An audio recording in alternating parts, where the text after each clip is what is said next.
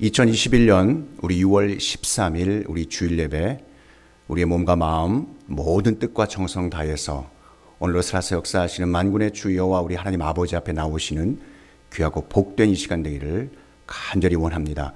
우리 다 함께 우리 신앙 고백하심으로 예배 시작합니다.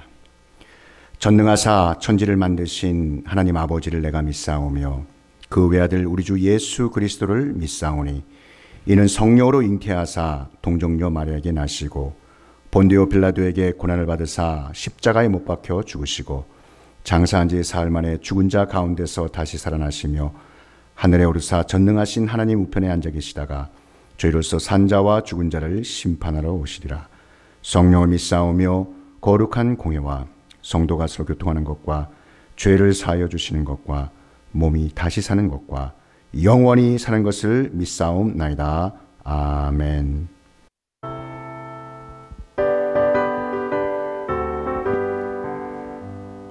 내가 예수 믿고서 죄사함 받아 나의 모든 것 다 변했네. 지금 내가 가는 길 천국 길이요 주의 피로 내 죄가 씻겼네. 나의 모든 것 변하고 그 피로 구속받았네. 하나님은 나의 구원 되시오니 내게 정죄함 없겠네. 오라 너희는 두려워 말고 오라 너희를 인도한 나를 오라 너희는 지치지 말고 오라 너희를 구원한 나를 너희를 치던 적은 어디 있느냐 너희를 억누르던 원수는 어디 있느냐. 오라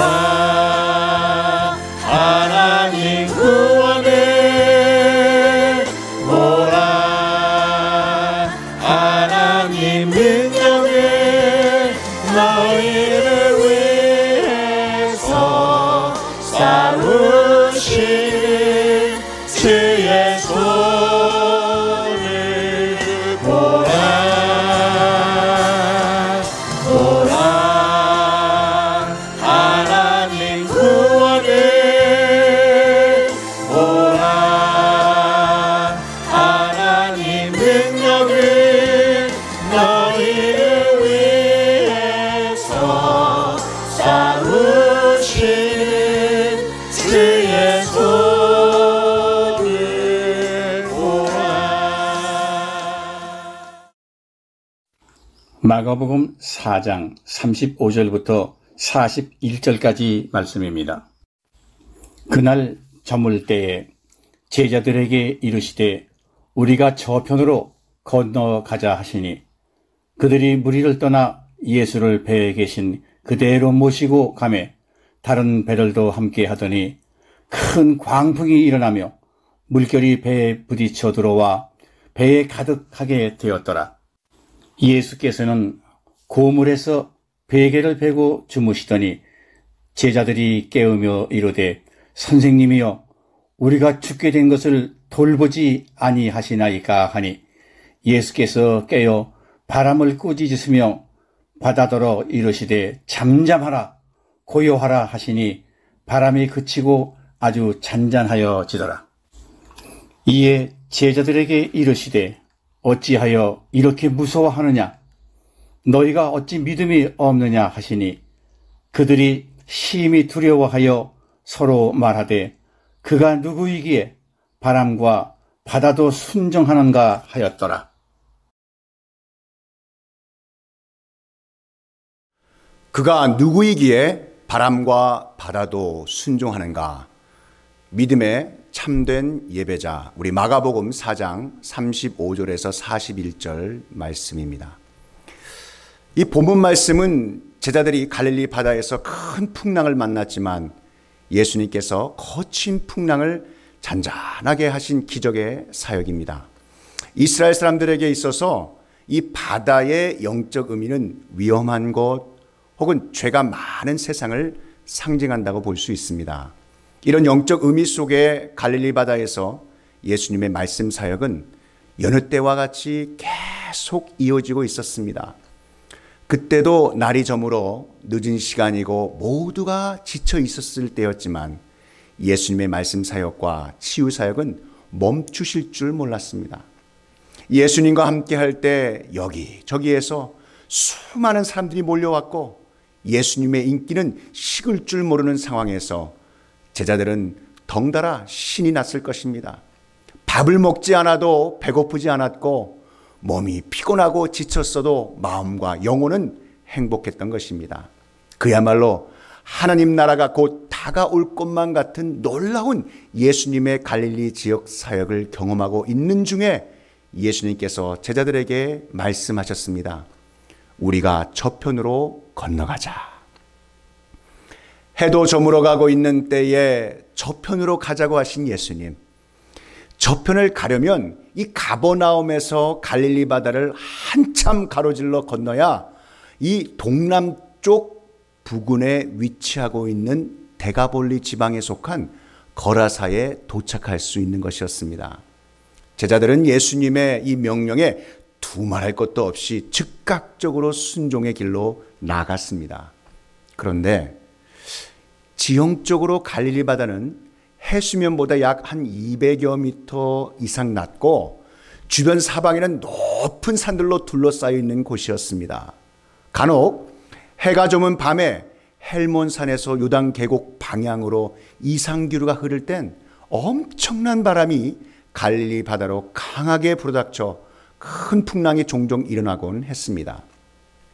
갈릴리 바다에서 오랫동안 어부 생활을 해온 베드로나 이 야고보 같은 어부 출신 제자들은 그 어느 누구보다도 큰 광풍이 일어날 수 있다는 것을 충분히 예측할 수 있었습니다. 그럼에도 불구하고 예수님의 제자들은 스승이신 예수님의 말씀에 순종하여 그 늦은 시간에 갈릴리 바다에 배를 띄워 건너편으로 가려고 했던 것이었습니다. 아니나 다를까 어부 출신 제자들이 예측한 대로 그날은 헬몬산의 이상 기류로 인해 강한 바람이 불어와 요동치는 큰 물결들이 예수님과 제자들이 있는 배에 부딪혀 들어와 배 안에 가득하게 되는 이 비상 상태까지 빠지고 말았습니다. 그러기까지 그래도 갈릴리 바다에서 일평생 어부로 잔뼈들이 굵은 어부 출신 제자들은 베드로를 중심으로 하여 어찌됐든 이 풍랑을 잘 타고 건너편으로 가고자 자신들에게 있는 모든 경험과 배를 다룰 수 있는 지식과 지혜를 총동원하여 이 위기를 모면하려는 몸부림이 있었습니다. 아마도 이런 모습이었겠죠. 이래봬도 내가 왕년에 몇 번이나 비슷한 경험을 했거든. 옛날이 생각나네. 야, 걱정하지 마. 이 정도쯤이야 우리가 할 수 있어. 자, 이렇게 큰 소리치며 앞장서서 일을 처리하려는 베드로였을 것입니다. 야고보, 너는 왼쪽, 안드레, 너는 오른쪽, 그리고 나머지 선미와 후미에 각각 자리 잡고 배의 무게가 한쪽으로 쏠리지 않게 해야 돼. 야, 요한, 넌 지금 거기서 뭐하니? 빨리 와서 이 돛을 날아가지 않게 꼭 잡고 있어. 그렇지만 이 돌발적으로 불어온 거센 풍랑에 아무리 갈릴리 바다에서 잔뼈가 굵은 어부 출신 제자들이라 하더라도 이들의 힘과 능으로는 도저히 막아낼 수 없었습니다. 결국 어찌할 수 없는 이 엄청난 위기 상황까지 맞이한 제자들이 주무시고 계신 예수님을 깨우게 됩니다. 그럼 이 본문을 통해 예수님께서 우리에게 말씀하시고자 의도하신 숨은 뜻은 그럼 무엇일까요? 그 첫 번째, 하나님 말씀대로 순종했다고 해서 만사형통 아무런 문제가 없다는 것이 아니라 어떠한 어려움과 고난이 몰려온다 할지라도 예수님을 우리의 중심에 모시고 사는 삶이 가장 안전하다는 것을 깨닫게 하시기 위함이었습니다.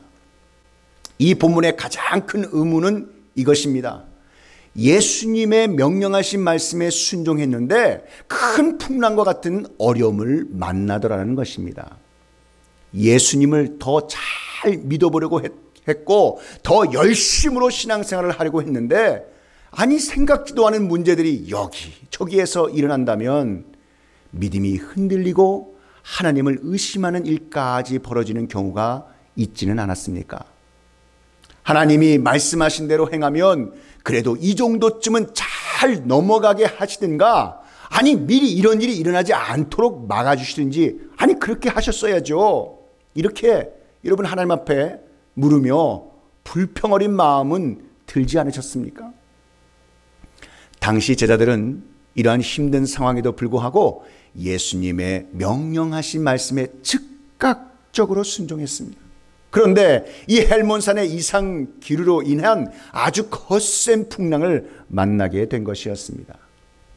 제자들도 왜? 라고 하는 의구심이 들었을 것입니다.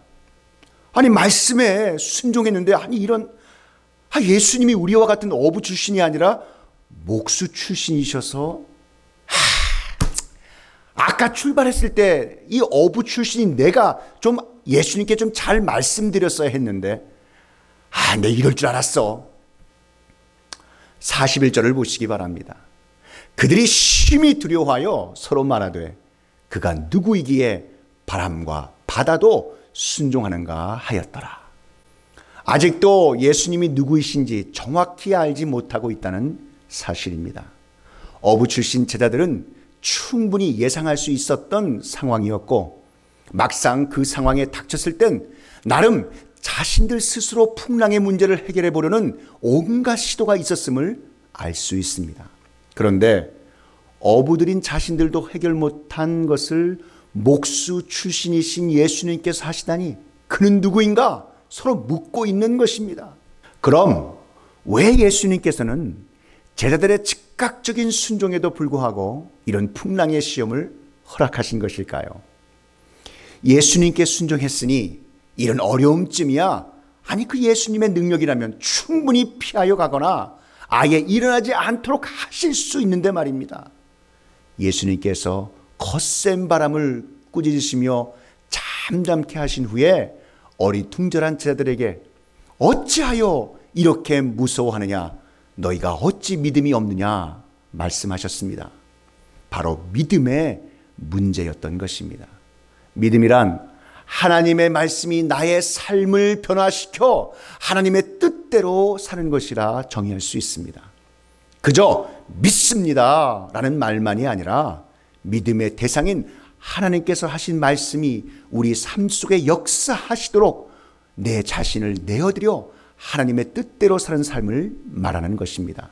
마태복음 11장 28절에 수고하고 무거운 짐진 자들아 다 내게로 오라 내가 너희를 쉬게 하리라. 아멘. 그렇습니다. 당시 제자들에게 수고하고 무거운 짐은 헬몬산의 이상 기류로 인한 크고 강력한 바람으로 인한 거친 풍랑이었습니다. 예수님께서 제자들에게 원하셨던 이 믿음의 반응은 그 어려운 문제를 제일 먼저 예수님께 가지고 갔어야 했습니다. 자신들의 힘과 노력, 경험에 의지하여 뭔가 하려고 했던 순간 속에 이미 배에 물이 차올라 배가 가라앉는 순간을 맞이할 때까지 그들은 배의 고물에 주무시고 계신 예수님께 나가지 않은 것이었습니다. 여러분, 우리 안에 거하시고 계신 예수님께 매 순간순간마다 바로바로 나가시는 믿음의 사람 되시기를 축복합니다. 수고하고 무거운 짐진 자의 염려와 고통을 해결해 주실 수 있는 분은 바로 예수 그리스도 뿐이심을 믿으시기를 축복합니다. 하나님 말씀에 순종할 때 모든 문제가 없어지는 것이 아니라 예측된 문제 이상으로 큰 인생의 풍랑이 우리 삶을 덮쳐와 어려움에 잠길 수도 있습니다. 그러나 그 배 안에 우리의 삶을 가장 안전하게 이끄시는 예수님이 계신다는 사실을 잊지 않으시는 은혜가 충만하시기를 원합니다. 이런 격동하는 풍랑 속에 예수님이 배의 고물에서 주무시고 계신다는 것이 여러분 말이 될까요? 아니, 얼마나 피곤하셨으면 그러하셨을까라고 생각할 수도 있겠지만 거기에는 우리가 더 깊이 묵상해야 할 은혜가 숨어 있는 것입니다. 마태복음 7장 7절 말씀에 구하라 그리하면 너희에게 주실 것이요 찾으라 그리하면 찾아낼 것이요 문을 두드리라 그리하면 너희에게 열릴 것이니 구하는 이마다 받을 것이요 찾는 이는 찾아낼 것이요 두드리는 이에게는 열릴 것이니라. 아멘. 사랑하는 성도 여러분, 먼저 우리가 구해야 주시고 먼저 우리가 찾아야 찾게 하시고 먼저 두드리는 이에게 기회의 문이 활짝 열어주실 것을 믿으시기 바랍니다. 그런데 이 말씀의 주어는 누구입니까? 누구에게 구하고 누구를 통해서 찾을 수 있고 누구를 향해 두드려야 합니까? 이 세상의 힘과 권세, 권력이 아니라 바로 예수 그리스도 하나님 아버지라는 사실입니다. 아무리 인생의 큰 풍랑이 줄기차게 닥쳐와도 우리가 가장 안전할 수 있는 유일한 이유는 예수 그리스도가 우리 안에 계시다는 것입니다. 믿으시면 아멘 하시기 바랍니다. 이런 말씀의 맥락 속에서 예수님께서 주무시고 계신다고 표현한 것입니다. 오늘도 예수 그리스도 앞으로 담대히 나가십시다. 모든 염려와 문제를 그의 발 앞에 내어놓으십시다. 바로 예수님께서 잠잠케 하시며 고요케 하셔서 진정한 평안, 샬롬을 우리에게 주실 줄 믿으시기 바랍니다. 그럼 이 본문을 통해서 예수님께서 우리에게 말씀하시고자 의도하신 숨은 뜻은 무엇일까요? 마지막 두 번째입니다. 깨어있는 믿음의 참된 예배는 예수님을 바로 하는 것임을 깨닫게 하시기 위함이었습니다. 그리스도인들 가운데에도 매일 삶이 반복적이듯이 신앙생활도 반복되다 보니 시계추와 같이 왔다 갔다 하는 이 진자운동처럼 매너리즘에 빠져들기 쉽습니다. 항상 이 틀에 박힌 일정 방식이나 삶의 태도로 인하여 창의성, 독창성을 잃어버리는 증상들을 우리는 매너리즘이라고 말하죠. 이런 예입니다. 직장, 가게일, 뭐 다른 게 있나? 다 그렇지 뭐. 신앙인들에게 있어서 이러한 말들을 자주 듣습니다. 예배? 뭐 다 똑같지. 별반 다른 게 있나? 오늘 여러분 36절 말씀을 보시기 바랍니다. 예수를 배에 계신 그대로 모시고 가매. 제자들에게 있어서 그날도 여느 때와 같이 예수님을 그냥 그대로 모시고 가는 것이 일상이었다는 것입니다. 점점 신앙의 매너리즘에 빠져가는 일상 속에서 일어난 사건이라는 뜻이기도 합니다. 풍랑 속에서도 예수님이 평안하게 잠든 모습은 두려움에 질린 채로 어찌할 바를 몰라 하는 제자들의 모습과 극한 대조를 보여주고 있습니다. 이는 예수님과 그의 제자들 사이에 천지 만물을 지으시고 주관하시는 하나님께 대한 그 신뢰, 믿음의 차이가 어느 정도였는지 잘 보여주고 있는 장면이기도 합니다. 이런 예수님께 따지고 다그치듯이 아주 격양된 말투로 제자들이 주무시고 계신 예수님을 깨우고 있습니다. 선생님이요, 우리가 죽게 된 것을 돌보지 아니하시나이까? 여러분, 이 말은 이렇게도 해석할 수 있습니다.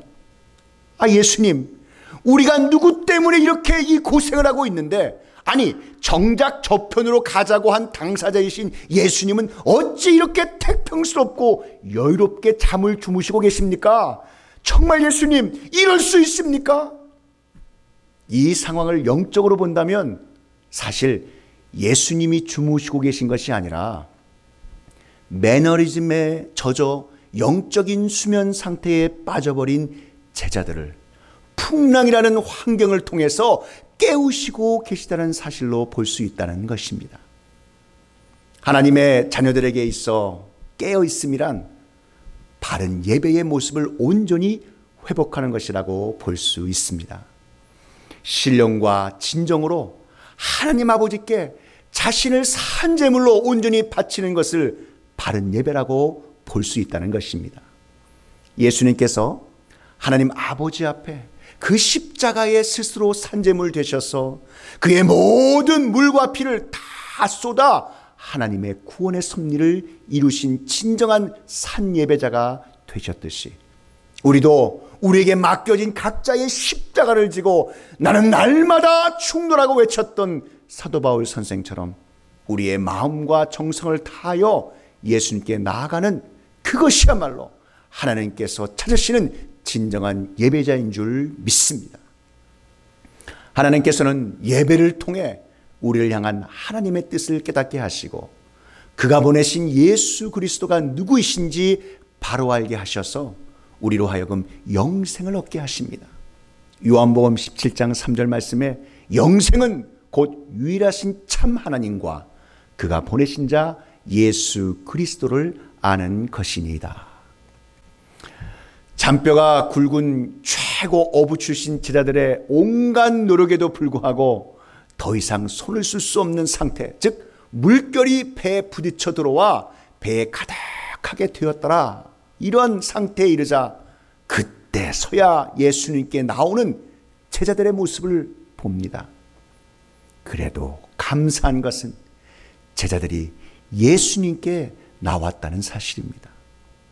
예수님 외엔 이 일을 해결할 수 있는 분은 없으니 우리를 돌봐달라고 구원해달라고 외치는 이 소리에 예수님께서 깨어 바람을 꾸짖으시며 바다더러 이르시되 잠잠하라 고요하라 하시니 바람이 그치고 아주 잔잔해졌습니다.